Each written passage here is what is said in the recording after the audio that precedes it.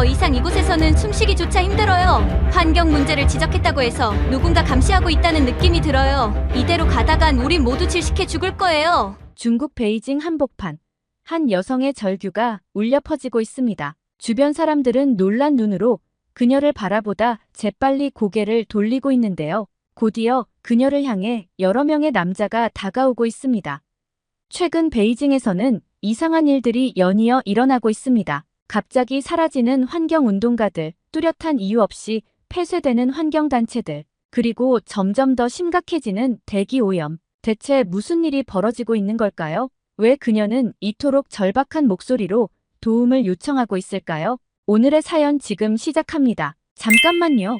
1초면 가능한 좋아요 버튼을 눌러주시면 영상 제작에 큰 힘이 됩니다. 안녕하세요. 저는 베이징에서 환경 컨설턴트로 일하고 있는 리잉이에요. 중국 허베이 성 출신입니다. 제가 이렇게 사연을 보내는 건 현재 중국의 상황이 너무나 심각해졌기 때문이에요. 더 이상 침묵할 수 없어서 용기를 내어 사연을 보냅니다. 최근 베이징에서는 이상한 일들이 연이어 일어나고 있어요. 환경운동가들이 갑자기 사라지고 환경단체들이 뚜렷한 이유 없이 폐쇄되고 있죠. 그리고 대기오염은 점점 더 심각해지고 있습니다. 3개월 전 한국 출장을 다녀온 후 저는 더 적극적으로 환경 문제를 제기했어요. 그런데 어느 날부터인가 제 주변에 수상한 사람들이 보이기 시작했어요. 그리고 동료들이 하나둘 실종되는 일도 있었어요. 어제는 제 사무실 컴퓨터가 해킹당한 흔적을 발견했죠. 솔직히 너무 무서워요. 하지만 계속 침묵할 순 없어요. 여러분, 제 이야기 좀 들어주세요. 이대로 가다간 우리 모두 숨 쉴 수 없는 날이 올 거예요. 제가 환경 컨설턴트가 된 건 순전히 고향의 하늘 때문이었어요. 허베이 성의 하늘은 항상 회색빛이었죠. 어릴 때는 그게 당연한 줄 알았어요. 하늘이 원래 그런 색인 줄 알았어요. 대학에 가서야 알았어요. 하늘이 파랗다는 걸요. 베이징 대학에서 환경공학을 공부하면서 눈이 떠졌죠. 그때부터 꿈이 생겼어요. 우리나라의 하늘을 맑게 만들겠다고요. 졸업 후 바로 지금 회사에 취직했어요. 열정 넘치는 신입사원이었죠. 매일 밤늦게까지 일하면서 보고서를 썼어요. 이렇게 하면 대기오염을 줄일 수 있습니다. 이런 정책이 필요합니다. 하루가 멀다 하고 새로운 제안을 냈죠. 그런데 이상했어요. 제 보고서는 항상 책상 서랍 속으로 들어갔어요. 좋은 생각이야. 하지만 지금은 때가 아니야. 라는 말만 들었죠. 처음엔 이해하려고 했어요. 아, 시간이 필요한가 보다 라고요. 그러다 작년 여름 베이징에 엄청난 폭우가 왔어요. 도시가 물에 잠겼죠. 배수 시설이 제대로 작동하지 않았거든요. 그때 썼던 보고서가 떠올랐어요. 3년 전에 제출한 도시 홍수 대비 계획이요. 사무실에 뛰어가 그 보고서를 찾아냈어요. 그리고 상사에게 보여줬죠. 이걸 실행했다면 이런 일은 없었을 거예요. 그런데 돌아온 대답은 리잉, 넌 아직도 모르는구나. 우리가 할 수 있는 게 얼마나 적은지. 그 말에 화가 났어요. 아니야. 뭔가 할 수 있을 거야. 그렇게 생각하며 더 열심히 일했죠. 그러다 3개월 전 기회가 왔어요. 한국의 환경 정책을 연구하러 가게 된 거죠. 그때는 몰랐어요. 이 출장이 제 인생을 완전히 바꿔놓을 줄은요. 한국으로 떠나는 날 베이징 공항은 뿌연 스모그에 휩싸여 있었어요. 마스크를 쓰고 있어도 숨쉬기가 힘들 정도였죠. 이건 정상이 아니야 라는 생각이 들었어요. 하지만 주변 사람들은 무덤덤해 보였어요. 마치 이 상황에 익숙해진 것처럼요. 비행기에 올라타자마자 창밖을 봤어요. 구름 위로 올라가니 드디어 파란 하늘이 보이더라고요. 눈물이 날 뻔했어요. 이런 하늘을 매일 볼 수 있다면 얼마나 좋을까 하고 생각했죠. 인천공항에 도착했을 때 저는 깜짝 놀랐어요. 공기가 이렇게 맑을 수 있다니. 마스크를 벗어도 될 것 같았어요. 그래서 조심스럽게 마스크를 내렸는데 세상에 공기가 달콤하게 느껴지더라고요. 서울로 가는 길에 창밖을 계속 봤어요. 하늘은 맑았고 도로 양옆에는 나무들이 가득했어요. 특히 눈에 띈 건 전기차였어요. 택시부터 버스까지 전기차가 정말 많더라고요. 우리나라와는 완전히 다른 풍경이었죠. 호텔에 도착해서 TV를 켰는데 뉴스에서 미세먼지 농도를 알려주고 있었어요. 그날 미세먼지 농도는 좋음이었어요. 우리나라 같았으면 매우 나쁨이었을 텐데 말이에요. 다음 날 한국환경공단을 방문했어요. 거기서 만난 김 과장님이 한국의 환경정책에 대해 설명해 주셨죠. 우리도 10년 전만 해도 대기오염이 심각했어요. 하지만 정부와 기업, 시민들이 힘을 모아 변화를 만들어냈죠. 김 과장님의 말씀을 들으면서 가슴이 뛰었어요. 우리도 할 수 있을 거야. 우리도 변할 수 있어. 그 후 일주일 동안 여러 환경시설을 둘러봤어요. 쓰레기 재활용 센터, 하수처리장, 신재생에너지 발전소까지 모든 게 체계적이고 효율적으로 운영되고 있었어요. 특히 인상 깊었던 건 시민들의 의식이었어요. 길거리에 쓰레기 하나 없이 깨끗했고 사람들은 대부분 개인 텀블러를 들고 다니더라고요. 일회용품 사용을 줄이려는 노력이 보였죠. 한 카페에 들어갔다가 깜짝 놀랐어요. 빨대가 플라스틱이 아니라 종이로 만들어져 있던 거예요. 궁금해서 직원에게 물어봤더니 정부 정책으로 플라스틱 빨대 사용이 금지되었어요. 처음엔 불편했지만 이제는 다들 적응했죠. 라고 대답하더라고요. 그때 깨달았어요. 환경을 지키는 건 정부만의 몫이 아니라는 걸요. 시민들의 의식 변화와 참여가 얼마나 중요한지 말이에요. 출장 마지막 날 서울 시내의 한 공원을 산책했어요. 맑은 하늘 아래 사람들이 마스크 없이 자유롭게 운동하고 있었죠. 아이들은 즐겁게 뛰어놀고 있었고요. 그 모습을 보며 생각했어요. 이게 바로 우리가 꿈꾸는 미래야. 베이징으로 돌아가는 비행기 안에서 저는 결심했어요. 이 경험을 바탕으로 우리나라의 환경을 바꾸겠다고요. 한국에서 배운 정책들과 시스템을 우리 실정에 맞게 적용하면 분명 변화를 만들 수 있을 거라고 믿었죠. 하지만 현실은 제 열정을 차갑게 식혀버렸어요. 베이징에 도착하자마자 또다시 스모그에 휩싸였고 회사에 돌아가자 냉담한 반응들이 저를 기다리고 있었거든요. 한국, 걔네랑 우리랑 뭐가 달라? 어차피 다 똑같아. 그런 시스템이 우리한테 통할 리가 없어. 넌 아직 세상 물정을 모르는구나. 이런 말들을 들으면서 점점 좌절감이 밀려왔어요. 하지만 포기할 순 없었어요. 제가 본 것, 경험한 것들이 너무나 생생했거든요. 그래서 시작했어요. 소셜미디어에 한국의 환경 정책과 시민들의 노력에 대해 글을 올리기 시작했죠. 처음엔 반응이 미미했어요. 하지만 점점 사람들이 관심을 보이기 시작했어요. 정말 그런 나라가 있어요? 우리도 그렇게 될 수 있을까요? 희망이 보이는 것 같았어요. 그런데 갑자기 제 글들이 하나둘씩 사라지기 시작했어요. 처음엔 실수로 지운 줄 알았죠. 하지만 새로 올린 글도 몇 시간 만에 삭제되는 걸 보고 이상함을 느꼈어요. 누군가가 의도적으로 제 글을 지우고 있다는 걸 깨달았죠. 중국에서는 소셜미디어도 감시 대상이라는 걸 알고는 있었지만 이렇게 직접적으로 검열을 당하니 소름이 돋더라고요. 제가 올린 글이 그렇게 위험한 내용이었나요? 그저 깨끗한 환경에 대한 희망을 이야기했을 뿐인데, 하지만 이게 끝이 아니었어요. 곧 더 이상한 일들이 일어나기 시작했죠. 소셜미디어에서의 검열은 시작에 불과했어요. 어느 날 아침, 회사에 출근했더니 상사가 저를 사무실로 불렀어요. 문을 열자마자 느낌이 좋지 않았죠. 상사의 표정이 심각해 보였거든요. 리잉, 자네 요즘 온라인에서 뭘 하고 있나? 가슴이 쿵 내려앉았어요. 그래도 침착하게 대답했죠. 네.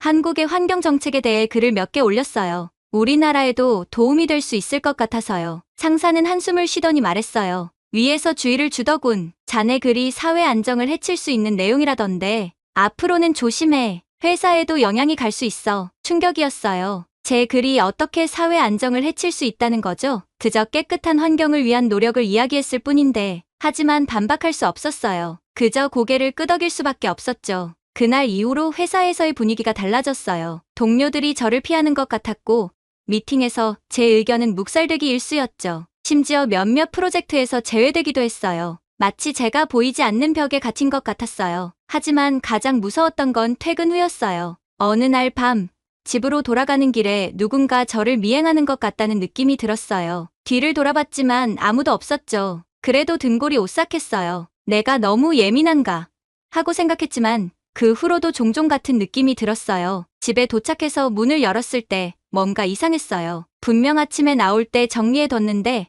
물건들이 조금씩 위치가 바뀌어 있었거든요. 누군가 제 집에 들어와 있었던 거예요. 경찰에 신고할까 생각도 했지만 과연 그들이 나를 도와줄 수 있을까 하는 의구심이 들었어요. 그때 환경단체에서 일하는 친구 왕리에게서 연락이 왔어요. 그녀의 목소리가 떨리고 있었죠. 링, 조심해. 우리 단체가 갑자기 폐쇄 명령을 받았어. 이유도 제대로 설명 안 해주고. 너도 알잖아. 우리가 얼마나 합법적으로 활동해왔는지. 뭔가 이상해. 왕리의 말을 듣고 등골이 서늘해졌어요. 환경보호를 위해 열심히 일해온 단체가 하루아침에 문을 닫다니 도대체 무슨 일이 벌어지고 있는 걸까요? 며칠 후 더 충격적인 소식을 들었어요. 저희 회사의 선배였던 장 과장님이 갑자기 실종되셨대요. 장 과장님은 최근에 지역 하천 오염에 대한 보고서를 작성하고 계셨어요. 그 보고서에 문제가 있었던 걸까요? 아니면 다른 이유가 있었을까요? 모든 게 너무 빠르게 일어났어요. 소셜미디어 검열, 회사에서의 고립, 미행, 집 침입, 환경단체 폐쇄. 그리고 동료의 실종. 이 모든 게 우연의 일치일까요? 아니면 누군가가 의도적으로 우리를 겁주려는 걸까요? 그날 이후 저는 잠을 이룰 수가 없었어요. 밤마다 악몽에 시달렸죠. 꿈에서는 거대한 검은 연기가 저를 뒤쫓아오고 숨을 쉴 수 없을 만큼 숨막히는 느낌이 들었어요. 잠에서 깨어나면 온몸이 땀으로 흠뻑 젖어 있었죠. 어느 날 아침 결심했어요. 이대로는 안 되겠더라고요. 뭔가 행동을 해야 했어요. 하지만 뭘 어떻게 해야 할지 막막했죠. 혼자서는 힘들 것 같았어요. 그래서 생각해낸 게 있었어요. 한국에서 만났던 환경단체 사람들에게 연락을 해보기로 한 거죠. 이메일을 보내고 나서 가슴이 두근거렸어요. 과연 그들이 답장을 줄지, 그리고 만약 준다면 그 다음엔 어떻게 해야 할지. 아직 구체적인 계획은 없었지만 한 가지는 확실했어요. 이대로 가만히 있을 순 없다는 거죠. 이제 와서 생각해보면 그때 그 이메일이 제 인생의 터닝포인트였던 것 같아요. 그 순간 저는 더 이상 방관자가 아니라 행동하는 사람이 되기로 결심했으니까요. 앞으로 어떤 위험이 닥칠지 몰랐지만 그래도 해야 할 일이라고 믿었어요. 우리의 미래, 우리 아이들의 미래를 위해서요. 한국의 환경단체에서 답장이 왔어요. 놀랍게도 그들은 제 상황을 이해하고 도와주겠다고 했죠. 리잉 씨, 당신의 용기에 박수를 보냅니다. 우리가 할 수 있는 모든 지원을 하겠습니다. 그 말에 용기를 얻어 본격적으로 행동에 나섰어요. 먼저 제가 겪은 일들을 자세히 기록하기 시작했어요. 날짜, 시간, 장소, 관련된 사람들, 모든 걸 꼼꼼히 적었죠. 증거가 될 수 있는 사진도 찍었고요. 그러던 어느 날 회사 컴퓨터를 사용하다가 우연히 놀라운 사실을 발견했어요. 우리 회사가 몰래 유해 폐기물을 불법 처리하는 것을 돕고 있다는 증거였죠. 손이 떨렸어요. 이걸 어떻게 해야 할지 고민되더라고요. 고민 끝에 그 자료를 USB에 복사했어요. 그리고 그날 밤 한국환경단체에 이메일로 보냈죠. 이건 우리나라 환경 문제의 빙산의 일각일 뿐입니다. 어떻게 해야 할까요? 다음 날 아침 회사에 도착하자마자 경영진들이 부산하게 움직이는 걸 봤어요. 뭔가 큰일이 벌어진 것 같았죠. 점심시간에 알게 됐어요. 우리 회사의 불법 폐기물 처리 사실이 언론에 보도된 거예요. 가슴이 쿵쾅거렸어요. 내가 보낸 자료 때문일까 하는 생각이 들었죠. 한편으로는 두렵기도 했지만 다른 한편으로는 드디어 변화가 시작되는구나 하는 희망도 생겼어요. 하지만 상황은 제가 예상한 것보다 더 빨리, 더 험악하게 돌아갔어요. 그날 오후 갑자기 사무실에 경찰들이 들이닥쳤어요. 내부 고발자를 찾는다 면서 직원들을 신문하기 시작했죠. 저는 겉으로는 침착한 척했지만 속으로는 패닉 상태였어요. 들키면 어쩌지? 체포되면 어떻게 하지? 하는 생각이 머릿속을 빙빙 돌았죠. 그때 예상치 못한 일이 벌어졌어요. 제 동료 중 한 명인 리우가 갑자기 제가 했습니다.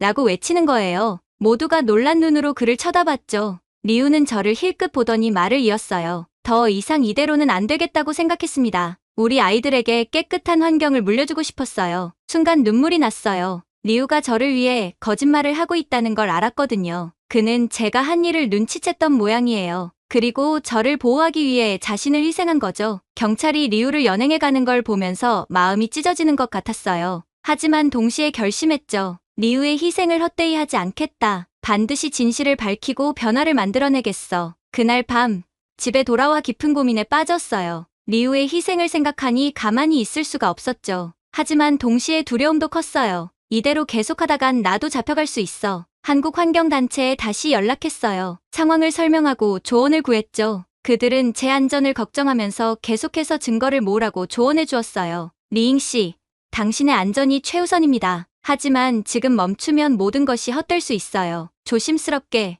하지만 꾸준히 활동해 주세요. 그 말에 용기를 얻었어요. 다음 날부터 더욱 조심스럽게 행동하기 시작했죠. 회사에서는 아무것도 모르는 척 열심히 일했어요. 하지만 퇴근 후에는 다른 환경단체들과 연락을 주고받으며 네트워크를 만들어갔어요. 온라인에서는 가명으로 활동하며 환경 문제의 심각성을 알리는 글을 계속 올렸어요. 점점 더 많은 사람들이 관심을 보이기 시작했죠. 우리도 변화를 만들어낼 수 있을까요? 어떻게 하면 우리 도시의 공기를 깨끗하게 만들 수 있을까요? 이런 질문들을 받을 때마다 희망을 느꼈어요. 하지만 동시에 긴장도 커져갔죠. 제 주변에 수상한 사람들이 보이기 시작했거든요. 누군가 저를 감시하고 있다는 느낌이 들었어요. 회사에서도 변화가 느껴졌어요. 환경 보호를 위한 제안을 하면 동료들이 저를 이상한 눈으로 쳐다봤어요. 리잉, 넌 왜 갑자기 그렇게 됐어? 우리나라가 발전하는 게 싫어? 라는 말을 자주 들었죠. 그럴 때마다 마음이 무거워졌어요. 저는 단지 더 나은 환경을 원할 뿐인데 왜 애국심이 없는 사람처럼 취급받는 걸까요? 중국의 발전을 자랑스러워하면서도 동시에 그 이면에 숨겨진 문제들을 지적하고 싶었어요. 이런 생각들로 밤마다 잠을 설쳤죠. 가족들과 대화를 나눌 때도 갈등이 생겼어요. 아버지는 내가 본 게 다가 아니다. 중국은 지금 최선을 다하고 있어. 라고 하셨고, 어머니는 조용히 살자. 괜한 말로 문제 생기지 않게 라며 걱정하셨죠. 그런 말을 들을 때마다 가슴이 아팠어요. 친구들과도 점점 멀어지는 것 같았어요. 전에는 즐겁게 나눴던 대화들이 이제는 불편해졌어요. 그들이 환경 문제를 가볍게 여기는 걸 보면 답답했죠. 야, 리잉, 너 요새 왜 그래? 재미없어졌어. 라는 말을 자주 들었어요. 이렇게 주변 사람들과 갈등이 깊어질수록 제 마음속 혼란도 커져갔어요. 한편으로는 우리나라의 발전을 자랑스러워하면서도 다른 한편으로는 그 과정에서 발생하는 환경 문제를 외면할 수 없었거든요. 매일 밤 제 행동이 옳은 것인지 고민했어요. 하지만 깨끗한 하늘 아래에서 살고 싶다는 꿈을 포기할 수는 없었죠. 그래서 결심했어요. 어떤 어려움이 있어도 제가 믿는 길을 계속 걸어가기로요. 그 결심을 하고 나니 오히려 마음이 가벼워지는 것 같았어요. 앞으로의 길이 험난하겠지만 적어도 제 양심에는 부끄럽지 않을 테니까요. 이제 남은 건 어떻게 이 싸움을 이어갈 것인가 하는 거였죠. 김 과장님과의 만남 이후 저는 더 큰 변화를 위해 무언가를 해야 한다고 느꼈어요. 고민 끝에 한국 유학을 결심했죠. 그곳에서 더 체계적으로 환경 정책을 배우고 언젠가 중국으로 돌아와 실질적인 변화를 만들어내고 싶었어요. 하지만 이 결정을 가족에게 알리는 것은 쉽지 않았어요. 저녁 식사 시간에 조심스럽게 꺼냈죠.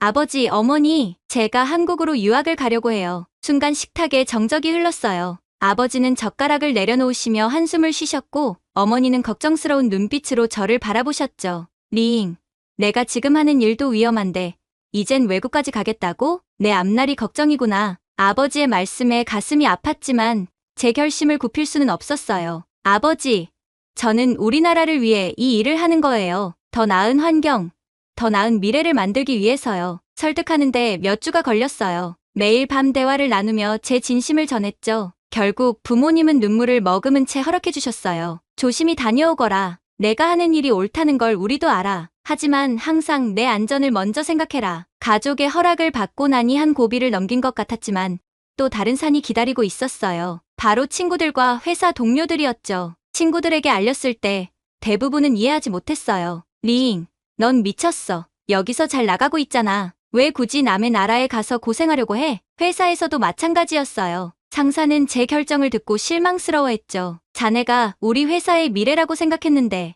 아쉽군. 하지만 의외의 지지도 있었어요. 리우가 찾아와 조용히 말해주었죠. 내가 하는 일이 옳아. 부디 조심히 가서 많이 배우고 와. 언젠가 우리나라를 변화시킬 수 있을 거야. 그의 말에 용기를 얻었어요. 이제 본격적으로 준비를 시작해야 했죠. 한국 유학 준비는 생각보다 복잡했어요. 시험 준비부터 서류 작성까지 모든 것을 비밀리에 해야 했기에 더 힘들었죠. 낮에는 평소와 다름없이 회사에 다니고 밤에는 공부하고 서류를 준비했어요. 가장 어려웠던 건 한국어 공부였어요. 독학으로 배우려니 진도가 더뎠죠. 하지만 포기하지 않고 매일 조금씩 앞으로 나아갔어요. 몇 달의 준비 끝에 드디어 합격 통지를 받았을 때 기쁨과 두려움이 동시에 밀려왔어요. 정말 가는구나. 실감이 나지 않았죠. 이제 출국만 남았어요. 하지만 이게 가장 위험한 순간이 될 거라는 걸 알았죠. 누군가 제 계획을 알아차리고 방해할지도 모른다는 생각에 항상 긴장했어요. 출국 전날 밤, 가족들과 마지막 저녁 식사를 했어요. 모두 말은 없었지만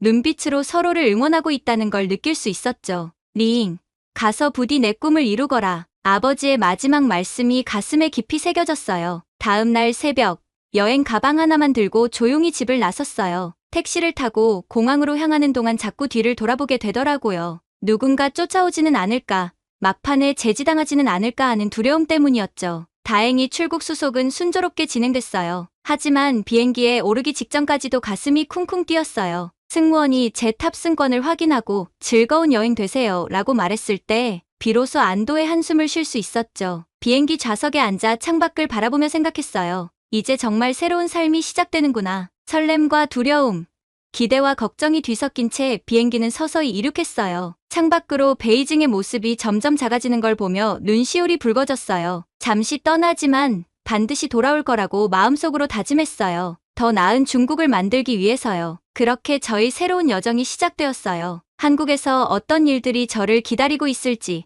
어떤 어려움과 기회들이 있을지 알 수 없었지만 한 가지는 확실했어요. 이 모든 경험들이 언젠가 중국의 환경을 개선하는데 큰 힘이 될 거라는 것을요. 비행기가 구름 위로 올라가자 맑고 푸른 하늘이 펼쳐졌어요. 그 모습을 보며 다짐했죠. 언젠가 우리나라의 하늘도 이렇게 맑아질 거라고. 제가 그렇게 만들겠다고요. 한국에 도착하면 뭘 먼저 해야 할지, 어떤 사람들을 만나게 될지 상상하며 마음이 설레었죠. 그렇게 저는 무사히 중국을 탈출했어요. 인천공항에 도착했을 때 가슴이 두근거렸어요. 이제 정말 한국에 왔다는 실감이 나더라고요. 입국 심사대 앞에 서자 긴장됐지만 다행히 별 문제 없이 통과했어요. 공항을 빠져나와 처음 마주한 한국의 풍경은 놀라웠어요. 깨끗한 거리, 질서 정연한 교통, 그리고 무엇보다 맑은 하늘. 베이징과는 정말 다르다는 걸 실감했죠. 처음 며칠은 정신없이 지나갔어요. 에어비앤비로 구한 임시거처에 짐을 풀고 주변 환경에 적응하느라 바빴죠. 한국어로 의사소통하는 게 아직은 서툴러서 실수도 많이 했어요. 하지만 주변 사람들이 친절하게 도와줘서 정말 고마웠죠. 한국 생활에 조금씩 적응해가면서 이곳의 환경 정책과 시민 의식에 대해 더 깊이 알아가기 시작했어요. 거리에서 마주치는 분리수거 문화, 대중교통을 이용하는 사람들의 모습, 그리고 곳곳에서 볼 수 있는 친환경 캠페인들, 모든 게 신선하게 다가왔어요. 하지만 동시에 중국인이라는 정체성 때문에 불편한 순간들도 있었어요. 가끔 사람들의 시선이 따갑게 느껴질 때도 있었고, 중국에 대한 편견 어린 말을 들을 때면 마음이 아팠죠. 특히 중국 관광객들의 무례한 행동을 목격할 때면 마치 제가 그들의 행동에 책임이 있는 것처럼 부끄러워지기도 했어요. 그럴 때마다 제가 왜 이곳에 왔는지 다시 한번 생각해보곤 했어요. 단순히 더 나은 환경에서 살기 위해서가 아니라 우리나라의 환경을 개선하기 위해 배우러 온 거라고 스스로를 다잡았죠. 시간이 지나면서 조금씩 변화가 생겼어요. 한국의 환경단체에서 자원봉사를 시작했고 그곳에서 만난 사람들과 진솔한 대화를 나누게 됐어요. 그들은 제가 중국인으로가 아닌 환경 문제에 관심 있는 한 사람으로 저를 대해주는 것 같았죠. 이런 경험들을 통해 한국의 환경 정책과 시민 의식에 대해 더 깊이 이해하게 됐어요. 동시에 중국의 현실에 대해서도 새로운 시각을 갖게 됐죠. 양국의 장단점을 비교하면서 어떻게 하면 중국의 환경을 개선할 수 있을지 구체적인 아이디어들이 떠올랐어요. 매일 밤 늦게까지 한국의 환경 정책과 기술에 대해 공부하고 주말에는 환경단체의 활동에 참여하면서 실질적인 경험을 쌓았죠. 때로는 너무 힘들어 포기하고 싶을 때도 있었지만 베이징의 뿌연 하늘을 떠올리면 다시 힘을 내곤 했어요. 한국에서의 시간이 흐르면서 저는 점점 더 많은 것을 배우고 경험했어요. 환경 정책, 친환경 기술, 시민 참여 방식 등 중국의 환경 문제를 해결하는데 도움이 될 만한 모든 것을 열심히 공부했죠. 때로는 너무 힘들어 포기하고 싶을 때도 있었지만 고향의 뿌연 하늘을 떠올리면 다시 힘을 내곤 했어요. 그러는 동안 고향 소식도 끊임없이 들려왔어요. 베이징의 대기 오염이 더 심각해졌다는 뉴스, 환경운동가들이 탄압받는다는 소식, 가슴 아픈 일들이 많았죠. 하지만 동시에 변화의 조짐도 보였어요. 시민들의 환경의식이 조금씩 높아지고 정부도 서서히 문제의 심각성을 인식하기 시작했다는 반가운 소식도 있었죠. 가끔 고향에 계신 부모님과 영상통화를 할 때면 부모님의 얼굴에 드리워진 걱정의 그림자를 보며 마음이 아팠어요. 특히 아버지의 기침 소리를 들을 때면 가슴이 찢어지는 것 같았죠. 그럴 때마다 더 열심히 공부해야겠다고 다짐했어요. 언젠가는 부모님께 깨끗한 공기를 선물해드리고 싶었거든요. 그러던 어느 날 한국의 환경부 관계자와 이야기를 나눌 기회가 있었어요. 제가 중국의 환경 문제에 대해 열정적으로 이야기하는 걸 듣고 그분이 제안을 해주셨죠. 리잉 씨, 당신의 열정과 지식이 인상적입니다. 한중 환경협력 프로젝트에 참여해보는 건 어떨까요? 그 제안은 제 인생의 전환점이 되었어요. 이 프로젝트를 통해 제가 배운 것들을 실제로 적용해볼 수 있는 기회를 얻게 된 거죠. 중국 정부 관계자들과 소통하면서 조금씩 변화의 씨앗을 뿌리기 시작했어요. 물론 아직도 갈 길이 멀어요. 하루아침에 모든 것이 바뀔 순 없겠죠. 하지만 이제 혼자가 아니라는 걸 알게 됐어요. 한국에서 만난 친구들, 함께 일하는 동료들, 그리고 중국에서 변화를 바라는 많은 사람들, 우리 모두가 같은 꿈을 향해 나아가고 있다는 걸 느껴요. 앞으로도 어려움은 많겠지만 이제는 두렵지 않아요. 오히려 기대가 돼요. 언젠가 베이징의 하늘이 맑아지면 부모님과 함께 공원을 걸어보고 싶어요. 그날을 상상하면 가슴이 뛰네요. 아직 갈 길이 멀어요. 사실 이제 첫 발을 뗀 것 같은 느낌이에요. 하지만 한 가지는 확실해요. 제가 꿈꾸는 깨끗한 하늘을 위해 계속 노력할 거예요. 쉽지 않겠지만 포기하지 않을 거예요. 언젠가는 꼭 이 꿈을 이룰 수 있을 거라 믿어요. 그게 우리 모두에게 좋은 일이 될 테니까요. 오늘의 사연은 여기까지입니다. 중국 환경 컨설턴트 리잉의 한국 유학 이야기 어떠셨나요? 환경 문제 해결을 위해 고국을 떠나 한국에서 새로운 도전을 시작한 그녀의 여정이 참 인상적이었습니다. 이번 이야기를 통해 우리는 한국의 선진적인 환경 정책과 시민 의식의 우수성을 다시 한번 확인할 수 있었습니다. 깨끗한 공기, 체계적인 재활용 시스템, 그리고 환경 보호에 대한 시민들의 높은 의식 수준 등이 세계적으로 인정받고 있다는 사실에 자부심을 느끼게 되네요. 한국의 환경 정책과 기술이 이웃나라의 변화에도 긍정적인 영향을 미칠 수 있다는 점은 정말 희망적입니다. 이는 우리에게 큰 자부심을 주는 동시에 앞으로의 가능성에 대해 기대하게 만드는 부분이기도 합니다. 여러분은 환경 문제 해결을 위한 국제 협력에 대해 어떻게 생각하시나요? 한국과 중국이 환경 문제에 대해 어떻게 협력하면 좋을지 여러분의 의견을 댓글로 남겨주세요. 여러분의 생각이 정말 궁금합니다. 감동 뭉클에서는 여러분의 마음들을 모아 사연자분들에게 전달해 드리고 있습니다. 감동적이거나 재미있는 실제 사연들을 제보받고 있으니 소개해주고 싶은 사연이 있으시면 공식 메일로 제보해 주시기 바랍니다. 오늘 사연이 마음에 드셨다면 구독과 좋아요 눌러주시고 주변의 많은 분들에게 공유해주세요. 여러분의 작은 관심이 더 좋은 영상을 만드는데 큰 힘이 됩니다. 끝까지 시청해주셔서 감사합니다. 다음에 더 감동적인 사연으로 찾아뵙겠습니다.